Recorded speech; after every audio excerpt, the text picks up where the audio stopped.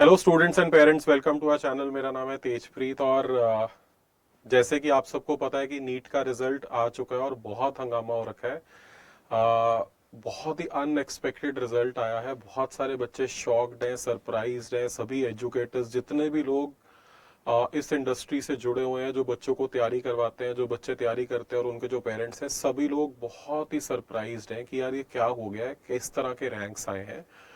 और बहुत कंट्रोवर्सी चल रही है उसको लेके, बहुत सारी डिस्कशंस चल रही हैं, कोर्ट केसेस भी हो रहे हैं। आज की वीडियो इस टॉपिक पे नहीं है। मैं आप लोगों से, बिकॉज ये बहुत ही कंट्रोवर्शियल मैटर है एंड इसके ऊपर मैं अपना ओपिनियन आज आप लोगों से शेयर नहीं करने वाला। लेकिन ये वाला रिजल्ट कंटिन्यू होता है या कुछ रिवाइज होता है रिजल्ट, या क्या फॉरवर्ड वे फॉरवर्ड रहता है, but once the result is out, उसके बाद क्या स्टेप्स रहते हैं, आज की वीडियो में हम ये वाले पॉइंट्स डिस्कस करेंगे। तो एक पॉइंट ये होता है कि सर काउंसलिंग्स कब होती हैं और कौन सी काउंसलिंग्स होती हैं, किस काउंसलिंग में पार्टिसिपेट किया जा सकता है, राइट, और किस प्रकार के कॉलेजेस होते हैं। तो ये वाले पॉइंट्स हम आज इस वीडियो में जो है आप लोगों से डिस्कस करेंगे। तो बहुत सारी चीजें हैं जहां पे कंफ्यूजन है, जहां पे क्वेश्चन मार्क्स हैं लोगों को, बच्चों को। तो मैं वही पॉइंट्स आप लोगों से डिस्कस करूंगा जो बच्चे मेरे से पूछते हैं, जो पेरेंट्स मेरे से पूछ रहे हैं रेगुलरली, राइट। उससे पहले आप लोगों को क्विकली बता देना चाहता हूं कि बिकॉज इस बार के मार्क्स को लेके कोई एश्योरेंस नहीं है कि कितनी कट ऑफ इंक्रीज करेगी। ऐसा तो श्योर है कि cut off will increase, but बहुत ही अनसर्टेनिटी है कि एक्चुअली कट ऑफ कितनी रहने वाली है। तो अन अकेडमी में हम लोग आप लोगों के लिए एक स्पेशल प्रपोजल लेके आए हैं कि अगर किसी भी बच्चे को श्योरिटी नहीं है कि मेरे को सीट मिलेगी या नहीं मिलेगी, और वो दोबारा से तैयारी करने के बारे में सोच रहा है, ड्रॉप करने के बारे में सोच रहा है, तो हमारे सभी ब्रांचेस में किसी भी ब्रांच में ज्वाइन कर सकता है। जैसे मेरे पास I handle Dehradun branch, Panchkula, Ludhiana and Chandigarh, तो ये 4 ब्रांचेस हैं।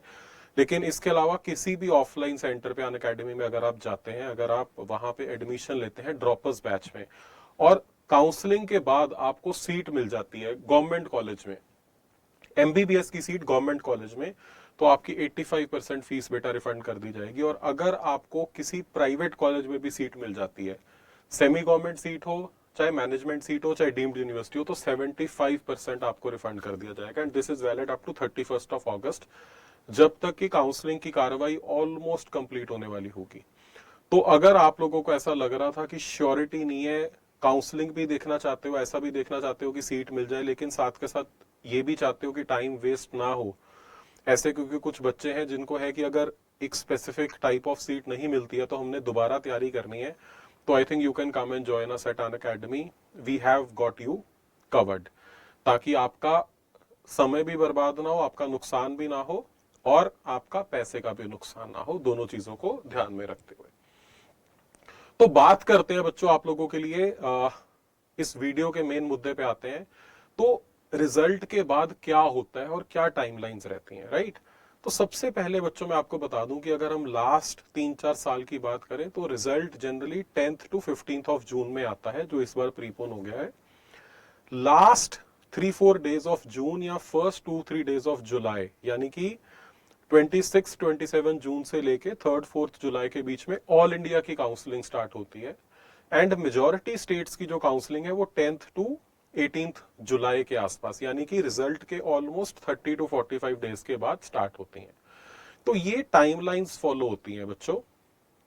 लगभग 15 दिन के बाद, 2 से 3 हफ्ते के बाद ऑल इंडिया काउंसलिंग का नोटिस आता है, एंड उसके अनदर 2 वीक्स और 2 हफ्तों के बाद स्टेट्स की काउंसलिंग के आते हैं। एक्सेप्शंस आर ऑलवेज देयर, जैसे केरला पहले खोल देता है, कर्नाटका ने पहले खोल दिया था, अभी आज असम का नोटिस आया। तो कुछ स्टेट्स हैं जो एक्सेप्शन बनाएंगी, बट मेजॉरिटी स्टेट्स इन्हीं टाइमलाइंस को फॉलो करेंगी, है ना। तो this brings us to the important topic कि काउंसलिंग्स कौन सी और हम कितनी काउंसलिंग्स में पार्टिसिपेट कर सकते हैं, राइट। तो बच्चों, एक तो आपकी ऑल इंडिया की काउंसलिंग होने वाली है, जिसको हम एमसीसी काउंसलिंग बोलते हैं, मेडिकल काउंसलिंग कमेटी के नाम से जो चलती है। इसमें कौन से कॉलेज और कौन सी सीटें कवर होती हैं, तो पूरे इंडिया में जितने भी गवर्नमेंट कॉलेजेस हैं उनमें 15% सीट्स ऑल इंडिया कोटा की हैं। तो ये जो 15% ऑल इंडिया कोटा की सीट्स हैं, ये सीट्स ऑल इंडिया की एमसीसी काउंसलिंग के थ्रू फिल होती हैं, राइट।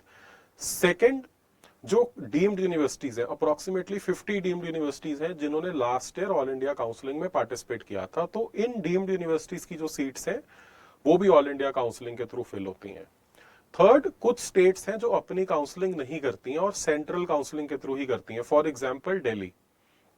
तो इन स्टेट्स की जो गवर्नमेंट कॉलेजेस की 85% सीट्स हैं वो भी इसी के थ्रू फिल होती हैं, राइट। इसके अलावा कुछ सेपरेट पार्लियामेंट्री एक्ट से बने हुए हैं कॉलेजेस, जैसे एएफएमसी है, जैसे जिपमर है, तो इनकी सीट्स भी इसी काउंसलिंग के थ्रू फिल हो जाती हैं बच्चा।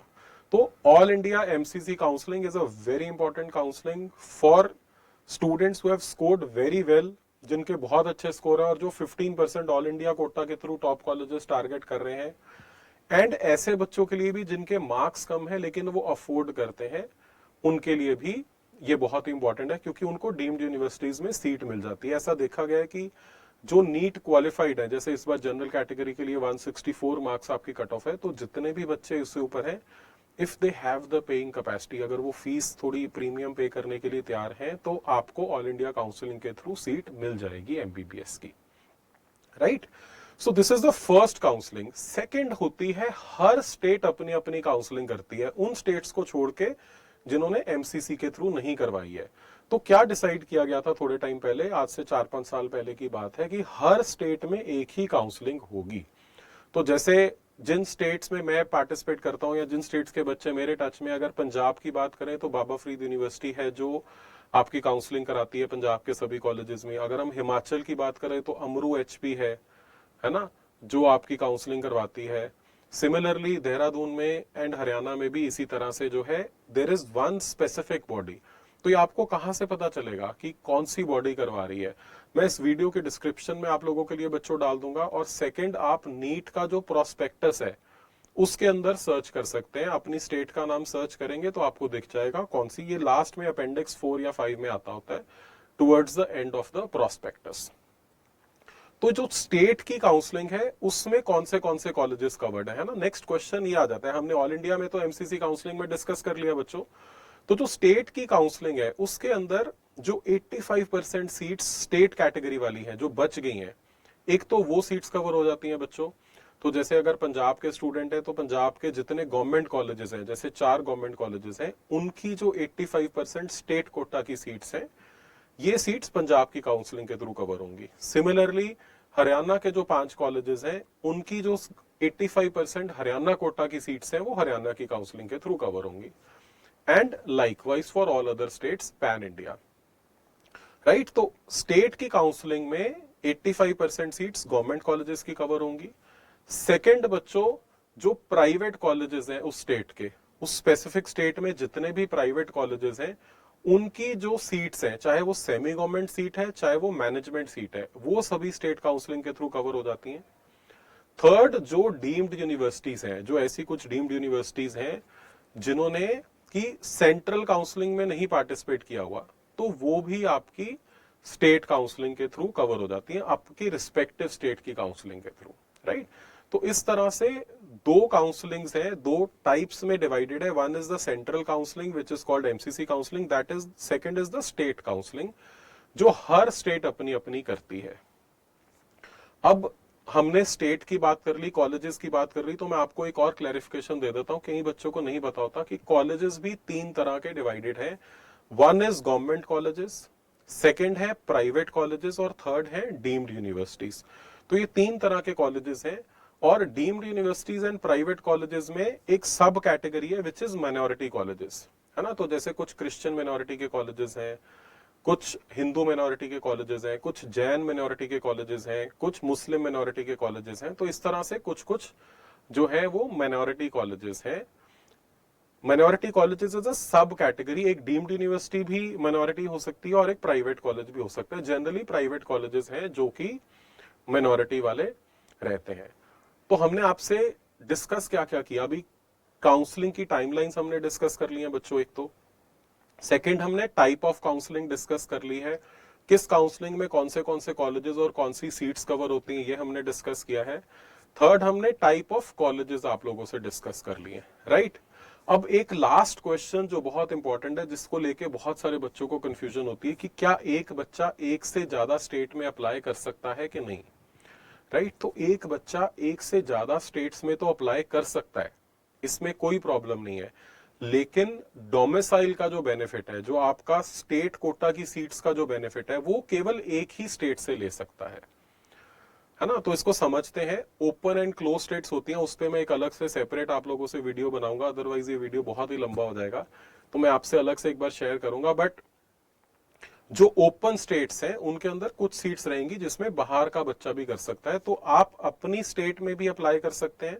अगर आपका डोमिसाइल मल्टीपल स्टेट से बन रहा है तो आप उसमें से किसी एक को चूज करें जिसमें आपको लग रहा है कि यहाँ पे हमें सीट मिल जाएगी। एंड उसके साथ साथ क्या है कि आप ओपन स्टेट्स में अप्लाई कर सकते हैं, वो अलाउड है, बट केवल नॉन स्टेट कोटा सीट्स के लिए, राइट? तो एक बच्चा मल्टीपल स्टेट्स में अप्लाई कर सकता है, लेकिन डोमिसाइल का बेनिफिट एक ही स्टेट से ले सकता है। अगर आप डोमिसाइल का बेनिफिट मल्टीपल स्टेट से लेते हैं, then it is a problem, because it is not allowed as per rules. तो फिर आपकी दोनों स्टेट से सीट कैंसिल हो सकती है। सेकेंड क्वेश्चन इसी से रिलेटेड जो बच्चे पूछते हैं कि सर हम अपनी स्टेट की काउंसलिंग में पार्टिसिपेट कर रहे हैं, तो क्या ऑल इंडिया काउंसलिंग में पार्टिसिपेट कर सकते हैं? तो आंसर इज यस, आप कर सकते हो, because all India counselling is open counselling, उसमें कोई स्टेट कोटा की सीट्स नहीं है, एक्सेप्ट फॉर दो स्टेट्स जो अपनी स्टेट की काउंसलिंग वहां से करवा रही है, तो उन सीट्स के लिए आप डेफिनेटली एलिजिबल नहीं रहोगे, ठीक है? थर्ड एंड लास्ट क्वेश्चन इसी से रिलेटेड, क्या ऑल इंडिया कोटा की जो 15% सीट्स हैं उसमें हम अपनी होम स्टेट की सीट्स भी अप्लाई कर सकते हैं? तो yes, you can apply, because जो 15% सीट्स हैं उसमें ऐसा नहीं लिखा कि इस स्टेट के अलावा कर सकते हैं, उसमें क्या लिखा हुआ है कि इसमें ऑल इंडिया के बच्चे कर सकते हैं, तो ऑल इंडिया में आपकी होम स्टेट भी आती है।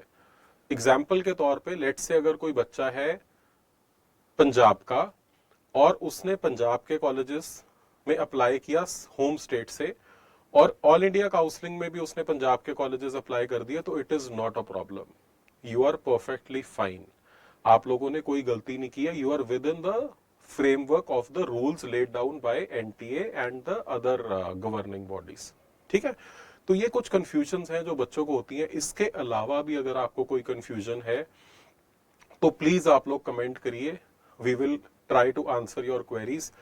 एक क्वेश्चन है जिनका आंसर बहुत मुश्किल होता है, बच्चे rather than asking any technical question बच्चे ये पूछना शुरू कर देते हैं कि सर इतने मार्क्स पे क्या मिलेगा, इतने मार्क्स पे क्या मिलेगा। ऐसे क्वेश्चंस का आंसर करने में बेटा टाइम लगता है, because for each and every one of you we will have to do some research, ठीक है? तो उसके लिए जो बच्चे हमारे पास इंस्टीट्यूट में पढ़ रहे हैं वो विजिट कर सकते हैं, जो दूसरे बच्चे हैं वो भी आ सकते हैं, हमारे सेंटर्स में वॉक इन कर सकते हैं, and we will be very happy to help you. Last में एक बार फिर से वही बताना चाहता हूं कि बेटा अगर कोई भी स्टूडेंट है जो दोबारा तैयारी करने के बारे में सोच रहा है कि दोबारा प्रिपरेशन करना चाहता है, ड्रॉप करना चाहता है, लेकिन काउंसलिंग में भी ट्राई करना चाहता है, तो I think we have got very very amazing offer आप लोगों को, we have covered with our offer. अगर आप लोग जो है वो हमारे पास ज्वाइन करते हैं और बाद में आपको सीट मिल जाती है, तो majority of your fees would be refunded, right? So thank you so much for watching this video. आप लोग सब्सक्राइब कर लीजिए चैनल को, अपने फ्रेंड से शेयर करिए अगर आपको लग रहा है कि इन्फॉर्मेशन हेल्पफुल है, and please do let us know कि आपकी और क्या कंफ्यूजन है, हम लोग उसके ऊपर भी वीडियोस बना के आपसे शेयर करेंगे, right? Thank you so much students and parents, I will see you in the next video.